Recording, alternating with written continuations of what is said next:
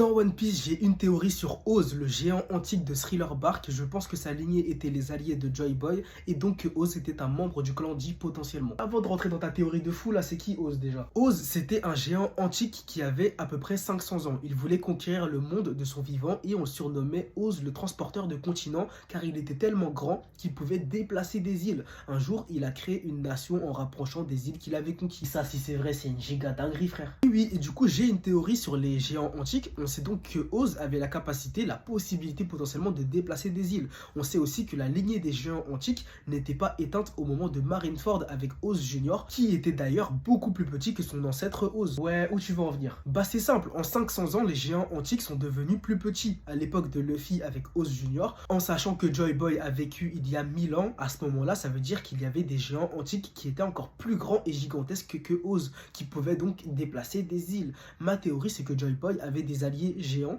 qui étaient gigantesques, un peu comme Emmet, le géant de fer. J'avoue, si on part du principe que Oz Junior il est plus petit que Oz parce qu'il y a 500 ans qui les séparent, alors c'est possible que 500 ans avant Oz, donc il y a 1000 ans, il y avait des géants encore plus grands que lui, ok, je capte. Exactement, et le truc qui m'a fait tilter, pourquoi je pense que Joy Boy avait ce type d'allié, c'est pendant Marineford, en parlant de Oz Junior, Sengoku dit que Ace s'est fait un allié formidable, en gros un allié extrêmement puissant. Bah ouais, c'est logique, n'importe quel géant c'est un bon allié en vrai de vrai. Ouais, mais Sengoku en sait beaucoup plus que nous, peut-être qu'il sait que les géants antiques ont été extrêmement utiles à Joy Boy en tant qu'allié pendant la guerre contre le gouvernement, pendant le siècle oublié. Je sais pas si tu captes ma réflexion. Ouais, je capte en vrai, mais comment un géant antique comme Oz il est mort en vrai de vrai? Justement, Chopper dit que c'est possible qu'il soit mort de froid car il ne s'était pas couvert, parce qu'il n'était pas très intelligent. Mais moi je pense pas, parce qu'on nous dit clairement que quand Hogback et Moria ont trouvé le corps sans vie de Oz, il avait une grosse blessure au bras. Je pense donc qu'il est mort après un combat plutôt.